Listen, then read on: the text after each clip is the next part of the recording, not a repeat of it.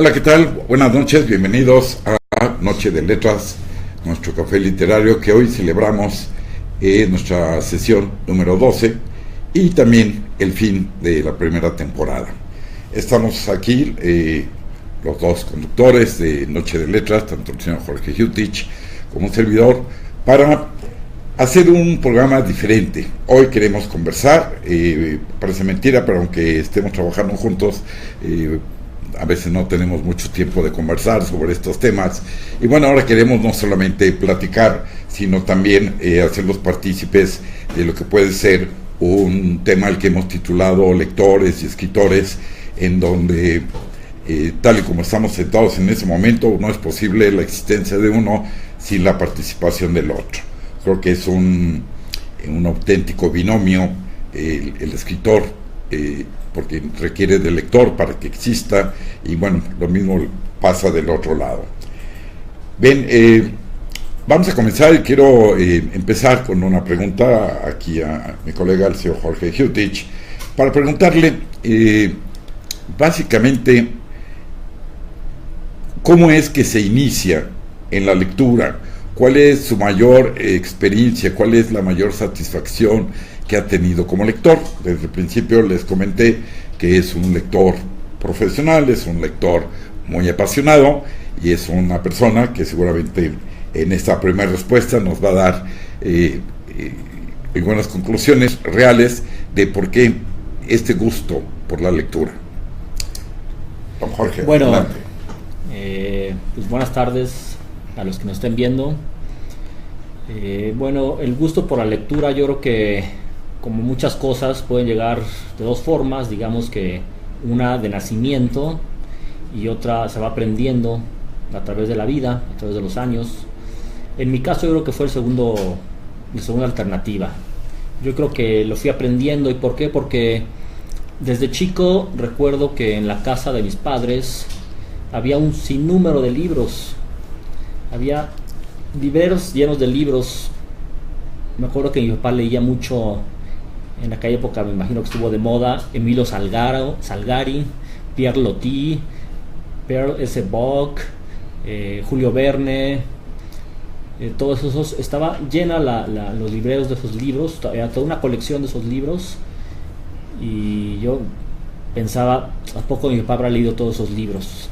Y probablemente sí, porque yo recuerdo de muy chico. Él llegaba de trabajo y yo estaba merendando, algo así, se ponía a leer, leía en la noche, me dormía y seguía leyendo.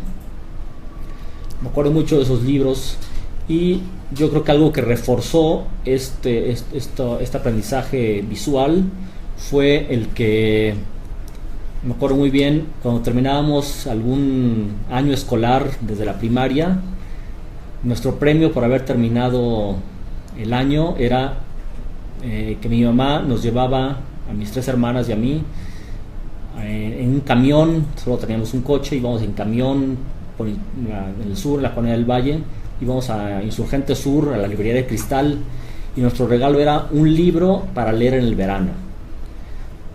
Pues ahora yo creo que para los muchachos actuales, bueno, dirían que por qué me castigaban así, pero no, para nosotros era un premio.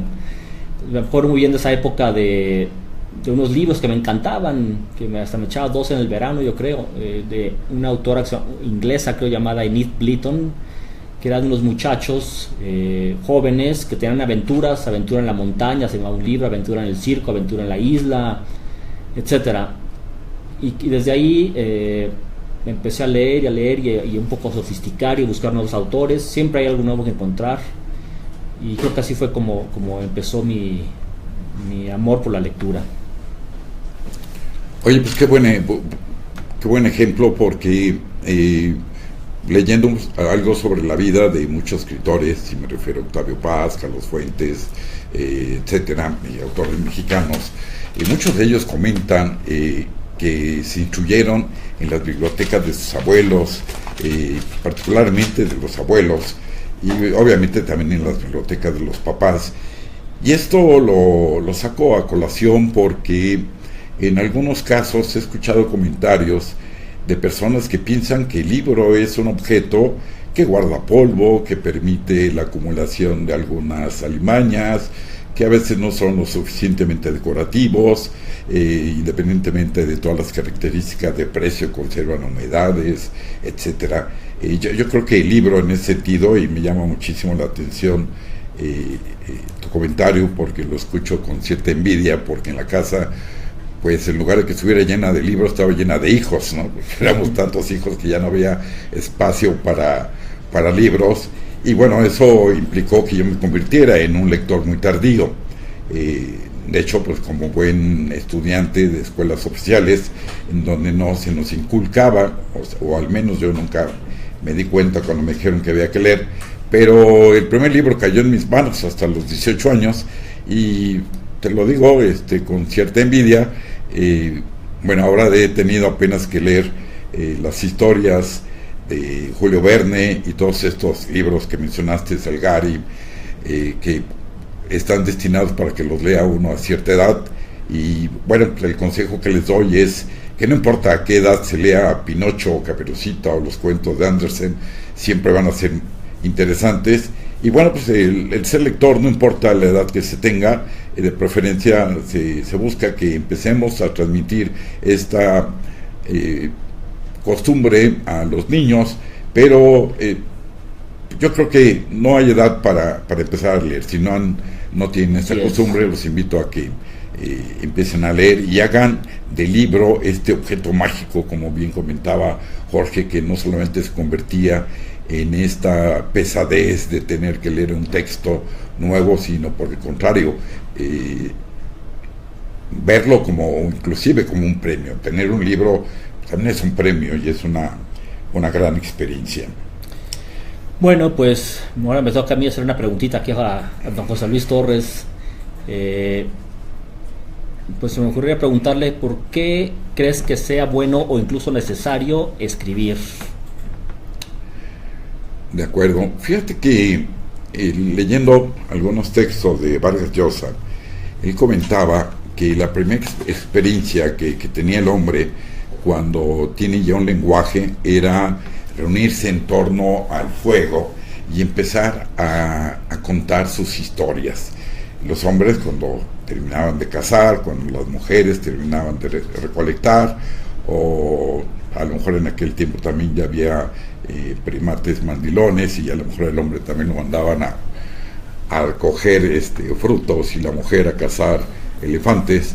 Pero una vez que concluían ambos sus labores y toda la comunidad se reunían en torno a esta hoguera, y ahí era cuando se supone que empiezan a desarrollar el lenguaje, y una vez que tienen el lenguaje empiezan a contar sus historias, empiezan a contar las aventuras, empiezan a contar sus experiencias con respecto al clima, a los descubrimientos, que seguramente fueron miles, de ver cómo iban surgiendo las plantas, de cómo iban creciendo los animales, de que se daban cuenta de las temporadas de lluvia, de calor, de aire.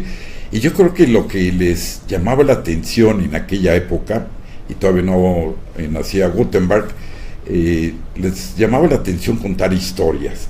Y yo creo que el escritor pues en este momento escribe porque ya tenemos el lenguaje, tenemos un texto, tenemos inclusive las máquinas y los programas procesadores de texto, y hablamos de escribir como este acto físico de hacerlo a mano o de hacerlo a máquina. Pero yo creo que la idea del escritor es empezar a contar historias, y pues en realidad todos tenemos una historia que contar, y a veces las contamos de una o de otra manera. En el programa anterior estuvimos escuchando aquí a una excelente cantante que cuenta las historias propias y ajenas pues a través del canto. El próximo 23 de noviembre voy a invitar a una narradora oral que sigue contando finalmente cuentos viejos, cuentos nuevos, historias modernas, historias pasadas. Sobre todo habla mucho de los trenes, de las telefonistas, y bueno, ella cuenta sus historias de esta manera. Bueno, conocí el lenguaje escrito, y lo que he hecho es pues empezar a contar mis historias de una manera textual. No sé si en tu caso, ¿qué ha sido primero, el empezar a leer o el empezar a escribir? Generalmente creo que primero, en mi caso, por ejemplo, es lee uno y le dan ganas de escribir. A lo mejor en tu caso fue al revés, primero empezaste a escribir algo. Yo creo que se tiene inicialmente el gusanito de escribir, pero uno no sabe cómo hacerlo. Yo creo que de la misma manera en que tenemos esta necesidad de pintar, pero no sabemos cómo hacerlo. Entonces, yo creo que tanto el futuro escritor como el futuro pintor y el futuro músico empiezan por conocer el código en el cual quieren expresarse.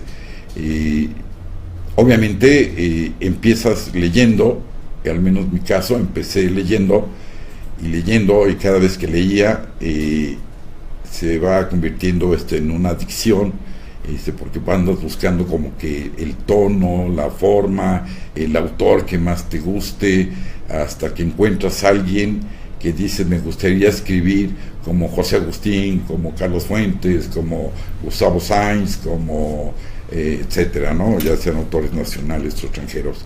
Pero empieza uno definitivamente a leer, y después viene ya la necesidad de empezar a escribir, aunque esa idea de expresarte, de escribir, yo creo que la tenemos en algún lado del inconsciente desde que nacemos, o algo que también es muy claro es a partir de una necesidad o de un evento determinado nos obliga a empezar a escribir.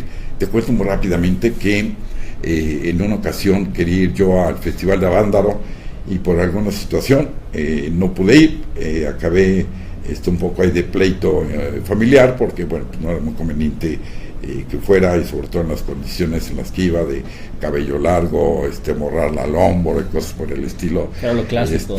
Exactamente. Y bueno, el asunto fue que no pude ir al Festival de Avándaro, y eso me produjo tal coraje que me encerré y empecé a escribir. Mi primer texto viene de esa época, a los 18 años, que es una tragedia que se llamaba El cabello largo, que la verdad causaba muchos problemas, pero la imposibilidad de ir al Festival de Avándaro fue lo que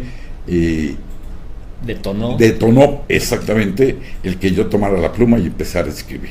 Pues, una manera de vaciar el coraje. Y aprovecho, déjame monopolizar un poquito el tiempo, ahora que estaba leyendo la vida y obra de este señor Sigmund Freud. Él comentaba, cuando rompe con sus grandes maestros, Breuer, no sé cómo se pronuncia en alemán, se escribe Breuer, y el otro señor que fue su maestro, que lo inicia en las cuestiones del hipnotismo. Él se da cuenta que los pacientes, una vez que son hipnotizados, logran paliar de alguna manera sus enfermedades, solucionar el problema, pero una vez que termina la hipnosis regresaban finalmente a la situación original. Encontraban mejoría, pero no se curaba la enfermedad. Y después de que rompe con estos primeros profesores, empieza a desarrollar su propio método, y consiste en esta libre expresión de ideas, o esta manera de dejar que la gente empezara a decir cualquier palabra. Él les iba mostrando algún objeto y le decía: dime lo que se te ocurra de este objeto, o háblame de un recuerdo y platícame. Y entonces empezaba a buscar las palabras claves que las personas, los enfermos, iban expresando. Y él comentaba que esta era una manera de curarse con las palabras. Y es muy interesante todo el origen del psicoanálisis, porque esta libre asociación y expresión de palabras lo que te conducía era finalmente a que, como dice el mismo Vargas Llosa, que no sé por qué últimamente es mi referente, es esta manera de expulsar tus demonios a través de las palabras. Y bueno, por lo mismo daba escribir escritas que habladas, ¿no? Yo creo que por ahí viene toda esta necesidad de escribir, ¿no? Pero bueno, ahora déjame regresarte la pregunta. Yo sé que tú eres un buen lector, y me doy cuenta en que eres un buen lector por el cuidado que le pones a los libros.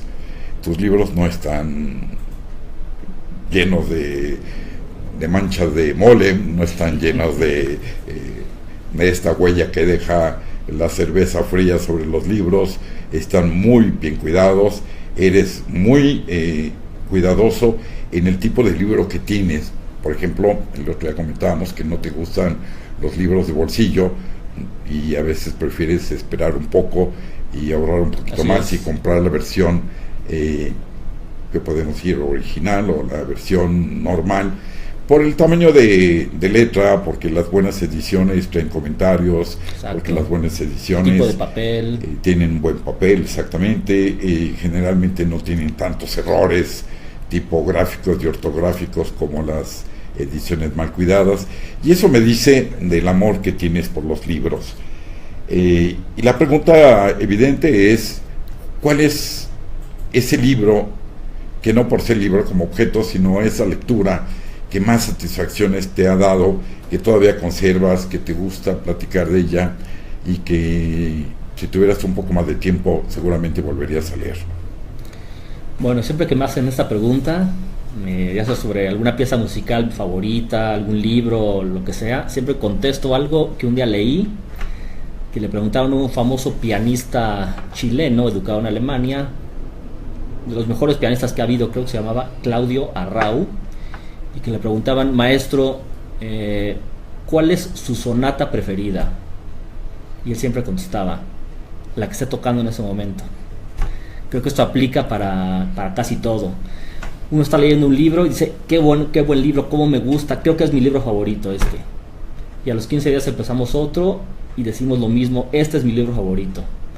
Y así va sucediendo cada vez que cambiamos de libro, o cada vez que escuchamos alguna pieza musical decimos: creo que esta es mi pieza musical favorita, de los Beatles, de los Rolling, de Beethoven, de quien sea. Y si al día siguiente escuchamos otra, decimos: no, creo que mi favorita es esta. Pero en mi caso, pues sí hay libros inolvidables. Yo creo que podríamos hablar por etapas. Cada etapa atesora sus propios libros. Por ejemplo, de mi época madura, de madurez, pues leí mucho a los clásicos, porque era algo seguro para mí. Decía: esto sí, este libro no me va a fallar, porque no me gusta escoger libros que no me gusten, que es de un tema que yo no esperaba, que el estilo sea muy superficial, muy ampuloso. Ese tipo de libros no me gustan, y me ha tocado, porque uno no sabe nunca lo que dice la contraportada o la sinopsis del libro. Pues aquí se los digo yo, lo que yo pienso es para vender. No, muchas veces no se apega a lo que realmente espera uno del libro. Entonces, pues una forma de no equivocarse es irse por los clásicos. Leí mucho en mi época de madurez: Dostoyevsky, Tolstoy, Thomas Mann, Hermann Hesse, Balzac, Víctor Hugo, etc. Y en efecto lo sigo leyendo, pero también luego un día pensé, pues debe haber otros escritores además de ellos que con el tiempo van a ser clásicos. Entonces me puse a explorar, me di algunos frentazos, pero ahora con el internet es bastante fácil un poco predecir si le va a gustar a uno o no. Y no solamente metiéndose a Wikipedia o a sitios, sino que hay clubes de lectores a nivel mundial donde uno puede leer la reseña de 1000 lectores y la calificación, y uno va sintiendo cierta afinidad con ciertos lectores, se va haciendo sus amigos, como un Facebook pero de lectores. Entonces yo ya sé, si voy a comprar un libro, consulto la síntesis de algunas personas que yo sé que tenemos gustos afines y digo: este libro me va a gustar. Entonces ya es muy difícil que yo ya compre un libro que no me vaya a gustar. Y dentro de los nuevos, pues hay una gran variedad. La escuela francesa sigue siendo la escuela francesa, sigue produciendo grandes autores. Rusos, creo que he tenido un poco menos acceso a los rusos, no sé por qué cuestiones. Los alemanes, sigue habiendo muchísimos alemanes muy buenos, como Eugene Rouge, o como algunos otros que me escapan a la memoria ahorita. Franceses, les podría decir que a lo mejor conocen a Michel Houellebecq. Es un escritor, como les dije alguna vez, el niño terrible de las letras francesas actual. Es cínico, es descarado, es descarnado, pero tiene muy buena literatura. Y muchos otros franceses también, Patrick Modiano, que acaba de ganar el premio Nobel. En fin, La Regenta, que les platiqué aquí, de mis libros favoritos también. De Margarita Yourcenar, Memorias de Adriano, La Montaña Mágica. En fin, no podría, yo nuevamente me refiero al maestro Rau, el que esté leyendo en ese momento es mi favorito. Ok, a lo mejor realmente ahí viene la adicción, ¿no? La adicción, porque todo el mundo comenta eso. ¿Por qué cuando terminas de leer un libro ya estás empezando con el otro? Y a veces es muy común que los tengamos en el buró, formaditos, esperando ahí su turno. Y algo que quisiera no vas a agregar, y leí hace poquito, y viene aquí a colación. Hace poquito leí que cuando a uno le gusta muchísimo un libro, terminándolo, le darían ganas de platicar con el autor en ese momento. Sí, es cierto. Y si no es con el autor, porque a veces ya no existe, un poco ¿no? difícil. O viven muy lejos, por lo menos con un lector del mismo texto, ¿no? Pelotear los comentarios, como a veces decimos en el argot, ¿no? Tener con quién estar peloteando la historia. Bueno, yo en mi caso he tratado también de escribir algo, ya a lo mejor ratito platicamos de eso, y pues creo que se necesitan muchas cosas para escribir, para ser escritor. Requiere mucho esfuerzo, mucha tenacidad, creatividad, algo de adiestramiento tal vez. En tu caso, yo quisiera preguntarte, yo que sé que eres un escritor muy tenaz, ¿cómo empezar una novela? ¿Cómo abordarla? ¿Cómo la estructuras? Primero los personajes, la trama, o va siendo sobre la marcha, o cómo es la cosa. Bueno, tienes una idea, tú quieres escribir algo, y a partir de ese momento tienes que olvidarte de muchas cosas. Tienes que crear esta burbuja que te permite aislarte un poco del mundo, de olvidarte que mañana juega América Chivas, o que hay una reunión determinada, si ya traes los zapatos boleados o no, porque te empieza haciendo el símil con una computadora, empiezas a subir toda la información que tienes a la memoria RAM y empiezas ahí a procesar fíjate, curiosamente, todas las lecturas que has hecho buscando la frase que te permita dar inicio a la historia, ¿no? Y aquella noche hacía mucho frío, cerré la ventana y vi cuando ella se iba. Ahí tienes ya tu primera historia. Tu primera, no es la historia, porque la historia ya la tienes. A lo mejor tú quieres contar la historia de cómo, una historia determinada, cualquiera. Pero a veces necesitamos ese detonador, y ese detonador empieza por empezar a saber si ese día era jueves, o eran las lluvias de agosto, o era algo. Y una vez que tienes como que esa primera frase, es como si fuera el anzuelo que ves ahí, como sale de una barca, y lo ves ahí con una carnadita, y empiezas a generar toda una necesidad de ver cómo abordar, de cómo quedarte finalmente con ese gusanito que está colgando de ahí del anzuelo. Y entonces empiezas, fíjate, curiosamente, a buscar nuevas lecturas, para buscar un tono, para recordar un estilo. Empiezas a recordar y a releer esos libros que te dejaron marcado, no para que copies la historia, ni el estilo, ni te robes algunos personajes, sino porque recuerdas que ese libro te incitó a hacer algo. Y bueno, cuando quieres empezar a escribir, tienes que empezar a obsesionarte con la historia. Y entonces te levantas con la historia, comes con la historia y duermes con la historia. Y eso implica tener que andar cargando tu eterno cuaderno. Ese cuaderno en donde vas a anotar la historia, alguna anécdota, el nombre del personaje, que es a veces muy complicado determinar cómo se va a llamar el héroe, la heroína, o el antagonista, o basurero, o filósofo que se aparece en cualquier cantina. Tienes que empezar a construir realmente el mundo, así como Faulkner creó un lugar, no recuerdo el nombre completo, creo que es Yocapatanagua, algo así, que después García Márquez, como buen heredero de Faulkner, crea su Macondo, tienes que construir inclusive el lugar donde van a vivir tus personajes, el lugar donde va a ocurrir la historia. Y bueno, pues tienes que empezarte a subir, tengo toda la información a tu memoria RAM y empezar ahí a procesarla. Ese proceso, pues hay yo creo que de diferentes velocidades. El mío debe ser lentísimo porque se tarda mucho en empezar a organizar la historia y empezar a buscar de qué manera la cuentas. Yo creo que aquí lo importante no es tanto contar las historias, ya no las sabemos. Los grandes teóricos de la literatura dicen que solamente hay 27 posibilidades de historias, y lo vemos con las telenovelas de esta empresa televisora que tienen un modelito y ese modelito lo reproducen hasta el cansancio.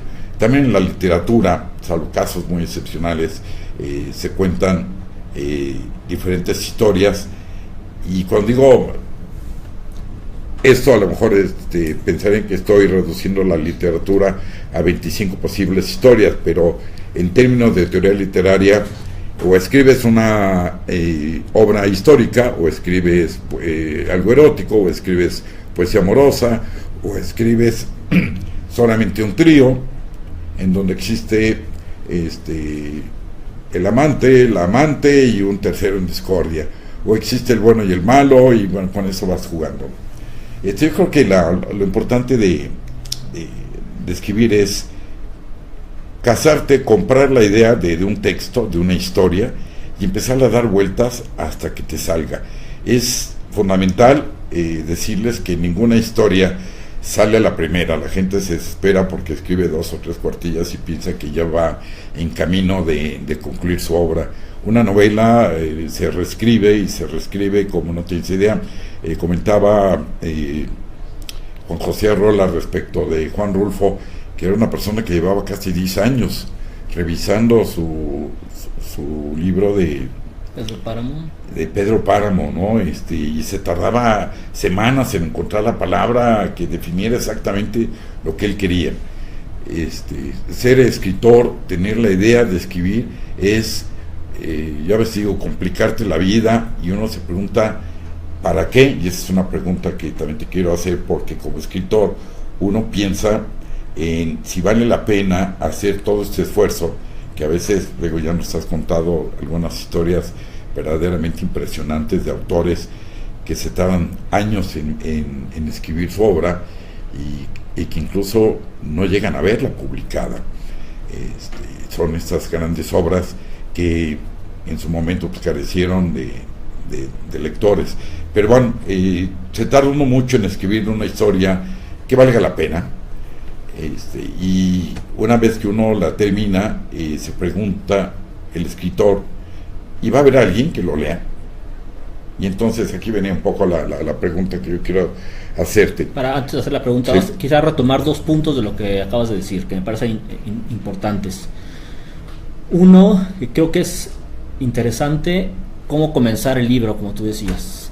Sí. Como la frase con la que empiezas el libro. Y por eso en el primer programa recuerdo que el primer programa lo empezamos con los incipits, que le dicen, los principios, las frases que inician el texto de varios libros. Y de ahí se puede desgranar toda la historia. Por ejemplo, el de Pedro Páramo. Sí, que es el vine a Comala porque me dijeron que aquí vivía mi padre, un tal Pedro Páramo. O el de la regenta, que era: la heroica ciudad dormía la siesta. O el de Tolstoy, que vimos hace dos programas, de que todas las familias felices son a su modo y las infelices lo son cada una a su manera. Y como que si uno da con una frase inspiradora, como que empieza, como que uno ya va de bajada desde ahí. Bueno, ese era un punto. El otro punto era, creo que además de la tenacidad y el esfuerzo que se requiere, que me consta que don José Luis lo tiene, creo que también hay una cosa importante que no todos lo tenemos a lo mejor, que es la inspiración. Hay autores muy inspirados que a lo mejor se pueden echar la novela, no de un tiro, pero sí de manera muy rápida, porque están inspirados. Recuerdo el caso de Balzac, que él escribía, creo que hasta de pie, 15, 16 horas al día, tomando una taza de café tras otra, y de eso devino la comedia humana constituida por un sinnúmero de novelas. Es una gran obra por un sinnúmero de novelas, pero tenía inspiración. Yo creo que también es muy importante la inspiración, además de esto que comentabas de la tenacidad y del esfuerzo, ¿no? Sí, que aquí hay eventos muy curiosos porque según el récord Guinness, este señor tiene el récord de más tazas de café consumidas en un solo día. Se hablaba de que consumía más de 28, 30, 40 tazas, pero también era muy curioso, y esto es muy importante porque a veces ahí están los grandes motivos. También era un personaje muy enamoradizo, y entonces también andaba con amores, creo que con una princesa rusa o algo por el estilo, y eso, bueno, pues lo obligaba a... Eso lo inspiraba. Lo obligaba a tener demasiados gastos, y para estar pagando las rentas y todo, bueno, pues tenía que escribir de noche y apurarse, porque, bueno, pues finalmente el oficio de escribir también es una especie de profesión, es un oficio, y a veces, bueno, pues él cobraba por entregarle a los impresores la continuación de todo esto que se convirtió en la comedia humana. Muy interesante porque se calcula que hay más de 1500 personajes en esa obra. Entonces, pues imagínate, describió prácticamente toda una época. Y sí, el escritor tiene que ver esto con una gran pasión. Yo creo que más bien como oficio, más que como inspiración, porque la inspiración viene cuando estás intentando escribir en un lugar de la Mancha de cuyo nombre no funciona, y empieza a hacerlo de otra manera, ¿no? Quiero recordar ese lugar de la Mancha, y yo creo que Cervantes decía, tampoco me funciona, y le daba, y yo creo que después de 500 intentos daba exactamente con la frase correcta, y entonces, como todo el mundo dice, es más, y eso también lo dice el famoso Gabo, hay más trabajo que inspiración, ¿no? La inspiración, por supuesto, es válida, nos sirve, pero la inspiración surge cuando estás trabajando. Yo creo que el gran pianista que está 8 horas diarias ensayando, en algún momento mueve el dedo de una manera, o piensa qué pasa si combino, si estas notas las transfiero a bemoles, y algo va encontrando, y yo creo que trabajando es cuando surge la inspiración. Lo demás es el oficio, la actividad cotidiana. Y me quedo con una, y probablemente un poco para hacer un poco de debate. Si tú eres un lector tan conservador, tan cuidadoso de las lecturas, y creo que hay que hacerlo porque si no nos da tiempo de leer ni el 1% de lo que deberíamos de leer en toda nuestra vida. Si eres un lector tan cuidadoso, yo me pregunto, si yo fuera un lector experimental, en donde quiero crear un nuevo lenguaje, quiero hacer rayuela, por ejemplo, en donde su lectura no es continua, sino que puede ser discontinua, o puede inclusive tener, como el mismo Julio Cortázar nos propone, decirlo de manera aleatoria, escoge los capítulos que quieres, se velos leyendo, o te dice, me basta con que leas tales capítulos y evites, por ejemplo, lo que le llaman las morelianas, o te dice, léelo de corrido en la forma tradicional. ¿Qué pasa si yo escribiera ese tipo de obras diferentes? ¿Cómo harías tú para leerlo? ¿Te atreves también a decir, voy a ir a la mesa de novedades y el primer libro que me parezca atractivo lo voy a comprar?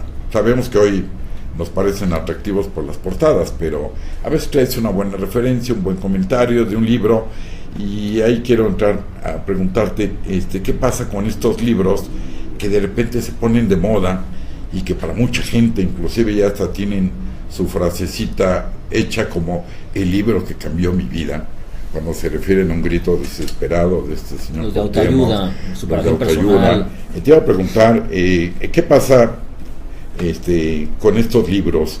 ¿Qué pasa con estos libros experimentales que de repente por ahí Jodorowsky también tiene sus loqueras, que muchos dicen que no es loquera, que es algo muy, muy serio? Pero ¿qué pasa con todos estos libros? ¿También los lees? ¿Acudes a tu derecho de lector? Si un libro no te gusta, tienes la libertad de aventarlos por la ventana.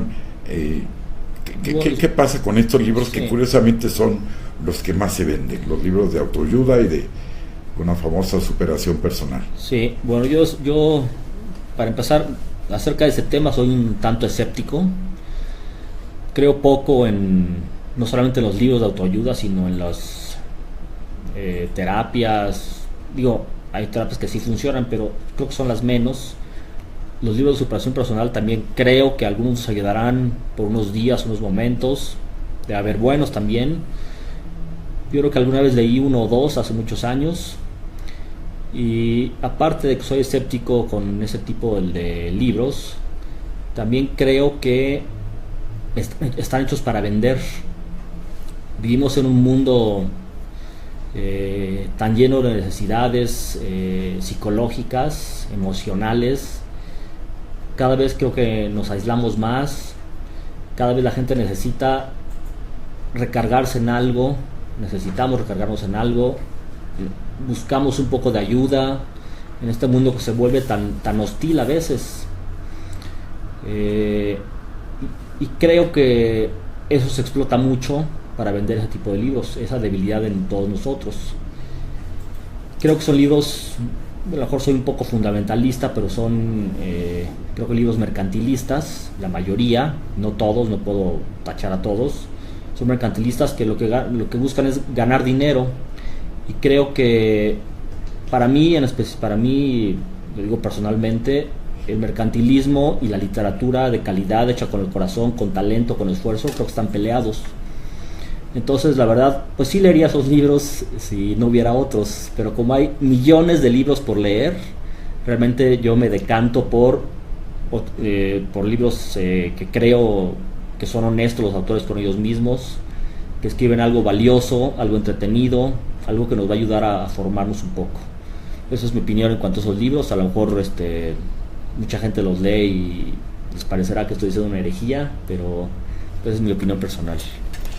De acuerdo, tengo dos preguntas muy concretas.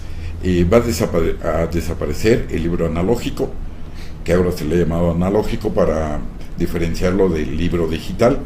¿Crees que realmente se dé este cambio? Y lo otro que quiero preguntarte es, para todos aquellos que no tienen el hábito, la costumbre, la necesidad de leer, generalmente preguntan, y los he escuchado preguntar en las librerías, oiga, ¿qué me recomienda para empezar a leer? Y yo te pregunto, con tu experiencia de lector, si un joven, porque digo, depende de la edad, depende de la condición económica, del nivel sociocultural, etcétera, pero vamos a pensar un joven normal que llega y te dice, oiga, yo quiero leer, me gustaría leer, ¿qué me recomienda? ¿Por qué autores empiezo? Sí. Bueno, en cuanto a los libros digitales, también en esa parte soy conservador, no leo libros digitales. Me gusta sentir el papel, ver la portada, es casi una especie de ser vivo el libro es casi una especie de ser vivo. Tenemos contacto con él, nos transmite emociones, nos transmite sentimientos, nos transmite cultura, conocimientos.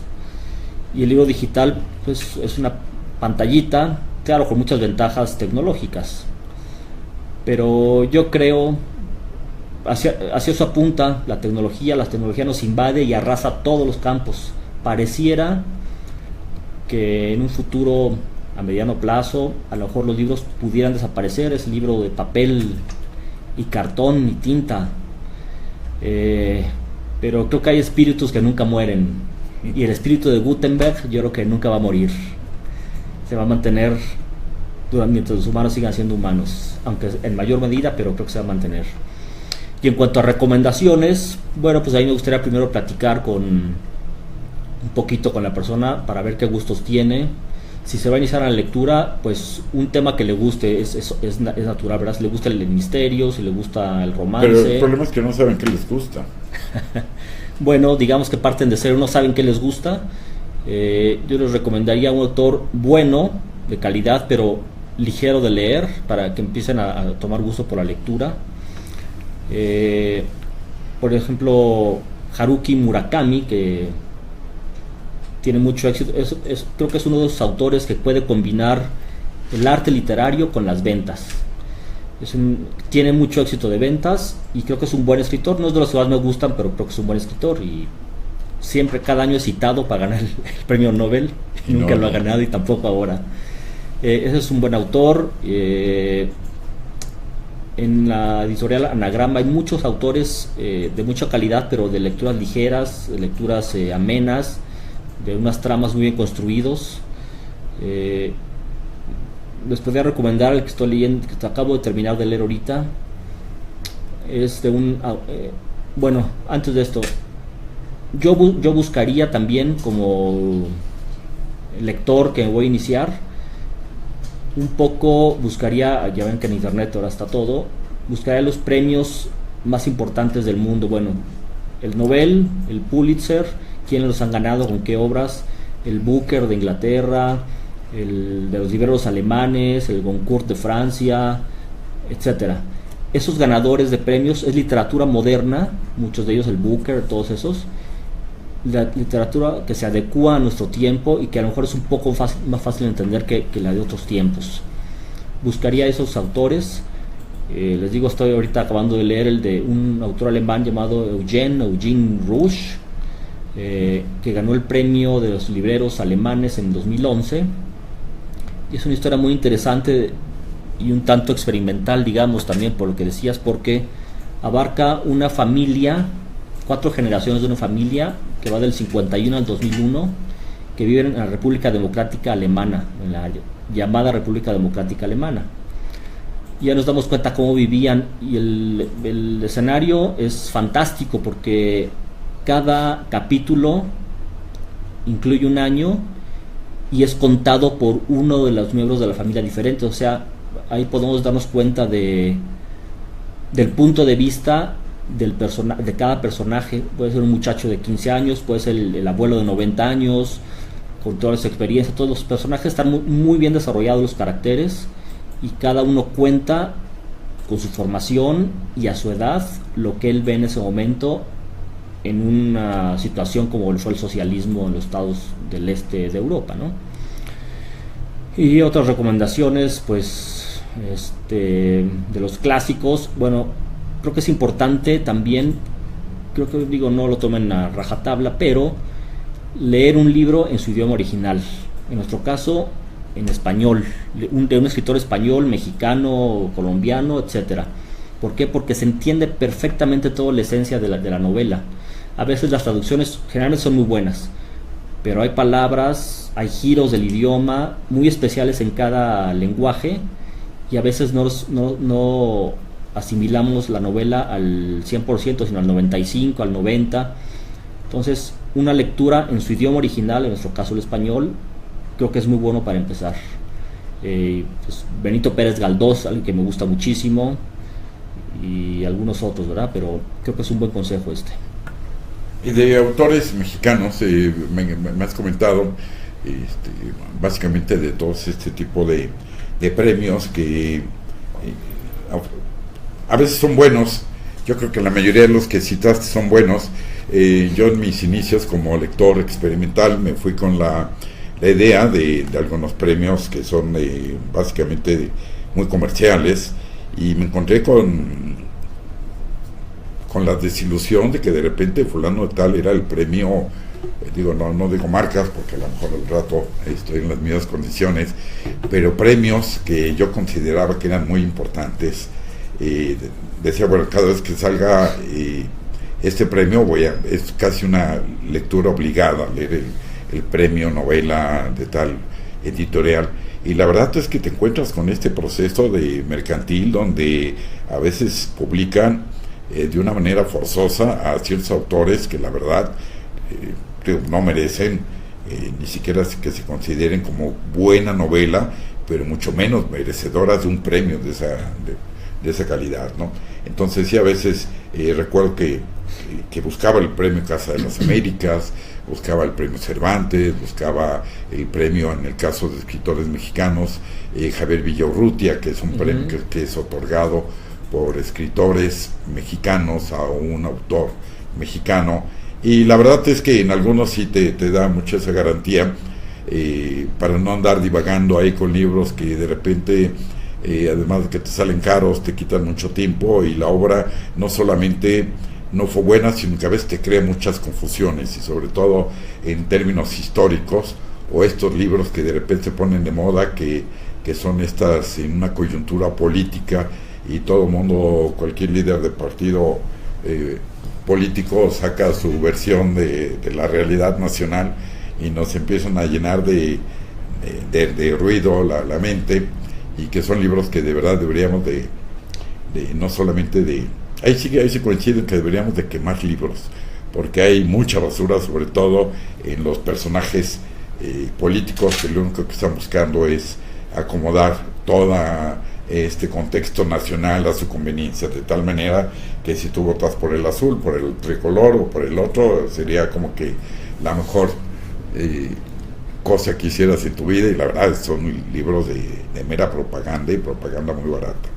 Bueno, pero te quería preguntar sobre, nos has mencionado muchos autores, la mayoría europeos, autores mexicanos, ¿quiénes te gustan y a quién habría que leer casi por compromiso, por sí. Obligación? Tú lo has dicho, es un compromisos que tengo pendientes mucho. Me confieso que he leído poca literatura mexicana, he leído algunos. Juan Rulfo, Pedro Páramo, una novela histórica, épica, al mismo tiempo por su brevedad, pero por su gran complejidad literaria. Hay que estar súper atentos, con las luces prendidas, para leer este libro. Parece un libro sencillo y delgadito, pero hay que tener todos los faros encendidos para poder captar todos los giros que nos plantea Juan Rulfo. De Octavio Paz tengo pendiente el laberinto de la soledad. Sí. Me confieso, de él leí El arco y la lira, que es un ensayo sobre la poesía, básicamente. Admiro mucho el libro de Fernando del Paso, esa gran gesta literaria llamada Noticias del Imperio. He leído algunos libros de Elena Poniatowska. He leído a Juan Luis Guzmán, ¿o cómo se llama? Martín Luis Guzmán. El águila de la serpiente y todo eso. Y leí el famosísimo de él, El águila a la sombra. Yo estoy como Peña Nieta, perdón. Bueno, se vale, digo, yo creo que ante tantos títulos, creo que es El águila de la serpiente, ¿no? No, la sombra del caudillo. Ah, ok. Sí, la tiene, La sombra del caudillo. Y dos escritores ligeros que me gustan mucho, Jorge Ibargüengoitia. Uh-huh. Una literatura muy inteligente y envuelta por un gran sentido del humor. Cómo me ha hecho reír ese señor Ibargüengoitia.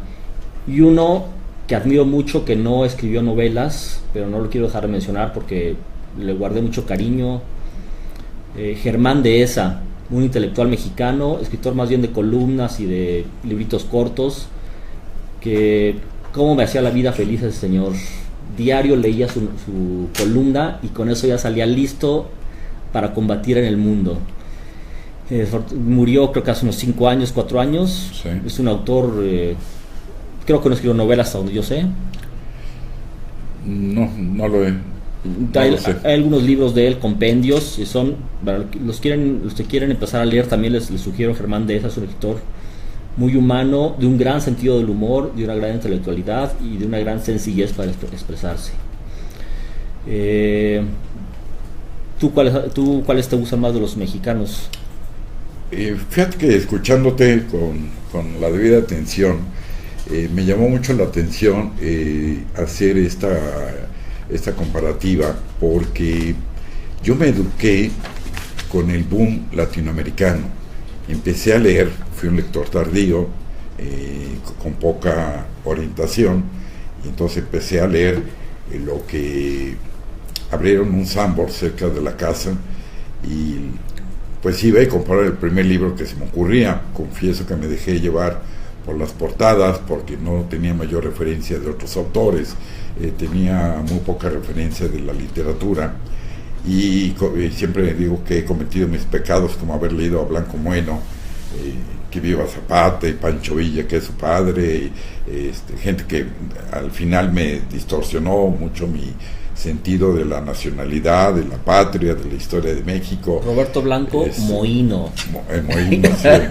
Señor que salía con Jacobo Zabludowski con su purote ahí luciéndose. Y bueno, leía lo que caía en mis manos, hasta que entré a la facultad y conocí ahí a Gustavo Sáenz, que daba literatura 1, y luego literatura 2, y luego 3 y 4, y él fue quien me empezó, no tanto a guiar, sino me dijo, léete la nueva novela latinoamericana, un libro hispanoamericano que escribió Carlos Fuentes, y Carlos Fuentes hablaba de los orígenes del boom, y él refería mucho a autores como García Márquez, como Mario Vargas Llosa, hablaba de Julio Cortázar, él hablaba de algunos cubanos como Alejo Carpentier, el Sama Lima, el uruguayo Onetti, y en fin, empezaba a hablar de este surgimiento de esta nueva literatura, y obviamente empecé a leer a todos estos autores.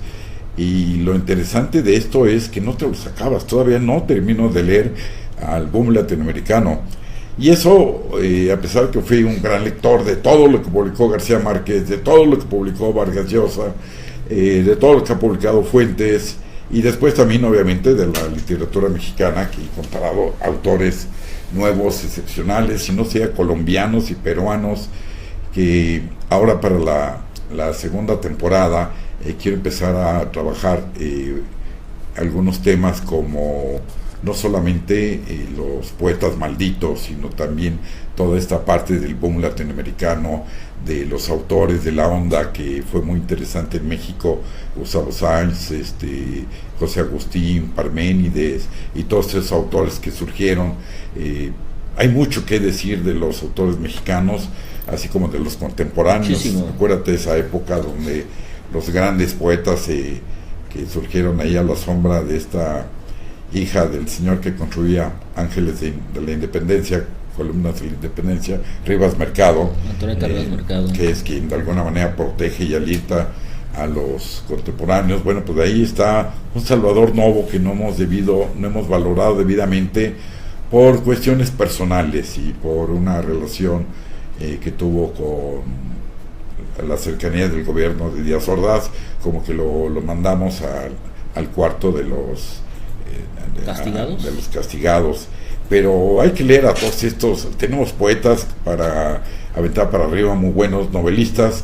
No quisiera mencionar todos porque bueno, ya son parte del trabajo que estoy preparando, pero hay novela policíaca mexicana buenísima, aparte muy divertida, que por ejemplo es lo que yo recomendaría a los primeros lectores, es decir, léete a fulano de tal, la novia de Janis Joplin, se me van, ahorita tengo la cabeza llena de nombres, pero son libros muy divertidos que hablan sobre nuestra situación cotidiana.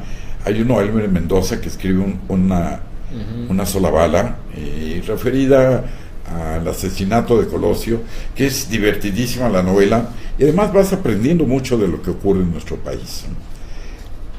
Pues eres un experto en novela mexicana y latinoamericana. Latinoamericana, aunque eso obviamente tienes que pagar un precio, porque cuando me preguntas qué pasa con los alemanes, híjoles, he leído poco. Digo, a no ser los clásicos, Günter Grass, en fin, he leído poco. De los franceses, bueno, me quedo con los que has mencionado, igual con los rusos, Dostoyevsky, Tolstoy, Chekhov, en fin.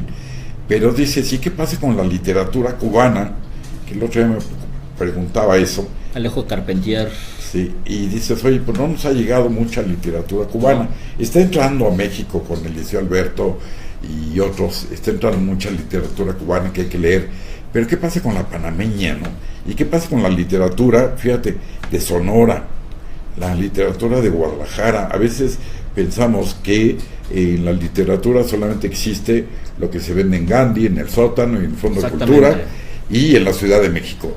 Y nos hemos olvidado de, por ejemplo, Daniel Sada, un señor de, híjoles, perdón, no sé si Mexicali o Ensenada, pero Tijuana, pero es de aquel lugar, de aquellos lugares, que tienen que venirse a publicar a la Ciudad de México para que sean reconocidos. Monterrey o Nuevo León, para hablar del estado, está dando escritores realmente muy buenos que ya iremos mencionando, y dejar un poco este centralismo en donde solamente existe la Ciudad de México y todo lo demás, ¿cómo le llaman? Dicen después de Cuautitlán. Todo lo demás es Cuautitlán, ¿no? Y de verdad es que tenemos que no solamente descubrir la literatura mexicana, sino inclusive la literatura que se está dando en Colima, en Sonora, en Hermosillo, en el norte hay literatura buenísima, la literatura chicana que se da en la gente que vive pues realmente en la frontera, y que va de México a Estados Unidos y de Estados Unidos a México todos los días, está generando también literatura muy interesante, ¿no? Que vale la pena leer. Definitivamente. Pero bueno, una pregunta que quiero hacerte, porque yo a ti te conocí en un ambiente literario, una vez que fuimos a entregar obras para concursar por una novela. ¿Qué pasa con tus escritos? ¿Sigues escribiendo? ¿Qué tienes planeado? ¿Cuál es tu plan como escritor? Tú que me hacías la pregunta, yo creo que sí es un paso obligado pasar aunque no necesario, pero yo sí lo considero obligado, pasar de lector a escritor. Sí, lo he intentado desde hace muchos años, pero sí creo que soy un escritor poco tenaz. Me venzo a las primeras de cambio. He escrito varias cosas. Lo primero que escribí como me había impactado mucho las personalidades de Tolstoy, de Gustav Mahler, de Beethoven, de todos ellos. Lo primero que escribí, una de las primeras cosas que escribí eran diálogos entre ellos, entre Tolstoy y Gustav Mahler. Se encontraban en algún lugar en la estepa rusa y platicaban. Me imaginaba lo interesante que debe haber sido que platicaran dos personajazos de ese calibre. Alguna vez escribí una novela donde nos encontramos, concursamos. He escrito algunos articulillos para concursar también. He escrito memorias. Eso creo que es fácil, escribir con base en tu vida. Creo que eso es bueno para empezar. He escrito dos volúmenes de memorias. Escribí un cuento a mi hija, pero no mucho más. Y como sabía que ibas a preguntar eso, traigo aquí un dicho de un escritor que a mí me gusta mucho, un escritor judío austríaco del siglo XIX-XX, que se llama Arthur Schnitzler, y que era un dandy, era un flojo para escribir, pero tenía muchísimo talento. Entonces él decía al respecto, en algún escrito puso él, por aquí lo traje,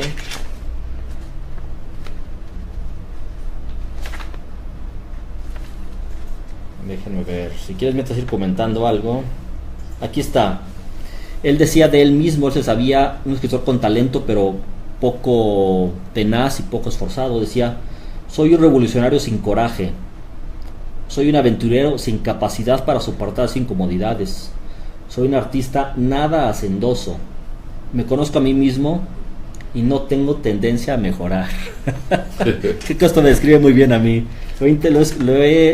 Llevo desde la vez que nos conocimos, he querido escribir una novela más, aparte de esa, pero esto ha concluido como en unos 10 abortos. ¿Y por qué? Porque falta tenacidad, falta concentración y creo que también algo de inspiración. Como que lo empiezo y ya no lo continúo. Y ahí es donde entra lo que tú decías, el oficio y la tenacidad. Y sí, también pienso que la inspiración, a veces le reclamo mucho a Viole, que tiene que ser, no sé si me compró la idea, y si no yo se lo demando con mucha frecuencia, y a veces le digo, pues es que eres la esposa de un escritor y con la pena, pero tienes que inspirarme, tienes que motivarme. Y yo creo que lo hace muy bien, porque últimamente ha estado muy productivo haciendo, bueno, próximamente ya sale la segunda novela, El Colapso, está funcionando muy bien.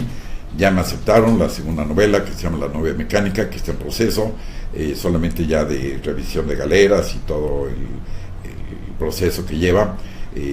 ¿Por qué no me dicen la verdad? Es otra novela que está en espera de dictamen en otra editorial, y bueno, está en una colección de cuentos que se va a reeditar próximamente, y estoy como yo creo que pasa un poco como con el lector, que a veces te juntan 3 o 4 libros. El problema es que también a mí se me juntan 3 o 4 novelas, y aparte una obra de teatro, y aparte un libro de memorias, y aparte un cuento infantil, y todo el tiempo estoy con esa intención de escribir algo, porque sí, coincido contigo, a veces necesitamos ese, ¿cómo le llamamos? Disparador que haga que escribas. Necesitas estar enamorado de tu esposa, enamorado de tus nietas, enamorado de tus hijos, enamorado de tu país, enamorado de una idea, para que no haga falta otra cosa más que sentarte y escribir, ¿no? Aquí lo que te recomiendo es, sé que no fumas, sé que no tomas café. Un poco, sí, un poquillo. Y a lo mejor a mí es lo que me ha ayudado mucho, que tomo tanto café y que de repente, bueno, pues espanto el sueño. ¿Y vas para romper sus récords? Sí, ojalá lo pueda romper antes de que la gastritis lo haga conmigo, pero tomo mucho café, y además de que ya me hice el hábito de leer hasta muy tarde, que es una de las grandes maneras de aprovechar la jubilación, es poder leer hasta que te canses de leer o hasta que decides dejar de leer.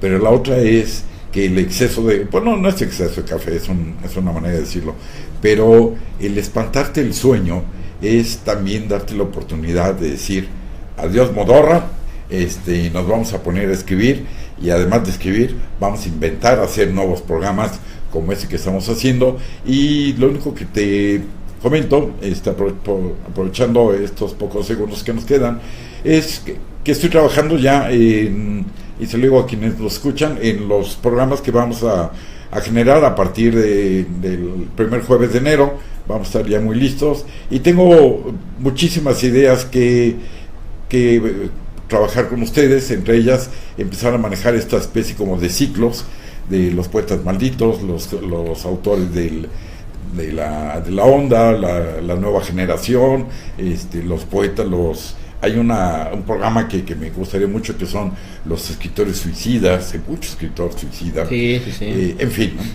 Pero bueno, no quiero ya seguir monopolizando este micrófono, simplemente decir que ha sido una gran experiencia haber compartido contigo estos primeros 12 programas. Antes de la despedida, nomás una recomendación que ahorita me vino a la mente para los que quieran empezar a leer.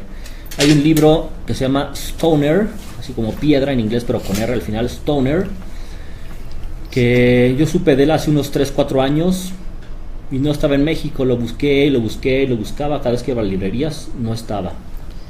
Un amigo mío fue hace poco a Argentina y me lo trajo, y a veces nos formamos expectativas sobre un libro, y yo me las formé sobre un libro muy buscado y muy cotizado entre los lectores, ¿no? Pero llenó mis expectativas y las superó. Es un libro muy sencillo de leer. El personaje es un profesor de literatura, es un personaje entrañable. El escritor es John Williams, escritor desconocido, pero realmente este libro es un fenómeno entre los círculos literarios. Stoner. Bueno, ya no sé otra recomendación, y perdón por la interrupción. No, inclusive es que bueno que lo mencionas, porque es uno de los puntos que quería pedirte que hiciéramos en cada programa, hacer una recomendación. Probablemente es de un libro que además sepamos que está en las librerías y que la gente puede ir a adquirirlo, y que sea alguna de lectura sencilla, sobre todo para ir captando nuevos lectores, y que sea de alguna manera también económica. ¿Sí menciona que ya está aquí en México? No lo menciona, no, ¿verdad? Bueno, no. Ya hace un mes lo vi en varias librerías de México, ya está. Por eso lo recomendaba. Perdón. No, bueno, todavía no me quiero despedir, te lo quiero dejar a ti, pero solamente quería agradecerte, la verdad, que estar contigo en estos primeros 12 programas ha sido un placer. Agradezco fundamentalmente el que hayas aceptado de inmediato la propuesta de iniciarnos en esta aventura. Ojalá te haya gustado, ojalá continuemos y ojalá duremos mucho tiempo en esto, no en esto porque la idea es cambiarlo. Sí, pero bueno, pues evolucionar. Yo me despido para dejarte el micrófono, me despido y solamente les digo que nos retiramos, como decía una fábula de Jodorowsky que tanto critico, como los gusanos que te contraes para dar un paso más largo. Bueno, pues nos estaremos viendo aquí a partir del primer jueves de enero y dejo pues el muchas gracias, aquí en al manos contrario, muchas gracias a don José Luis Torres por esta oportunidad, por esta idea que generó y que luego la tomé porque me gustó mucho, por su entusiasmo, su iniciativa, por la invitación obviamente. Ha sido una experiencia muy bonita que no, en el corto plazo no la tenía contemplada yo, pero llegó como llegan las mejores cosas de la vida a veces, de manera inesperada. Y ha sido una muy bonita experiencia, la cual le agradezco a José Luis el haberla promovido y el haberme invitado. Como decía, termina la primera temporada, regresamos en enero porque tenemos que preparar las posadas, las piñatas, las posadas decembrinas, la Navidad, cargar a los peregrinos, etcétera. Nos despedimos y en enero arrancamos nuevamente con nuevas ideas y con una propuesta que esperemos les guste también. Muchas gracias a todos, muchas gracias a ti. Bueno, gracias a Viole que estuvo conmigo en la primera transmisión y también en esta última transmisión. Gracias a Karina, que siempre nos está apoyando aquí en los controles técnicos, en la operación, pero sobre todo dándonos consejos de cómo podemos hacer que esto funcione mejor. Bueno, pues muchas buenas gracias. Noches. Gracias. Buenas noches. Hasta luego.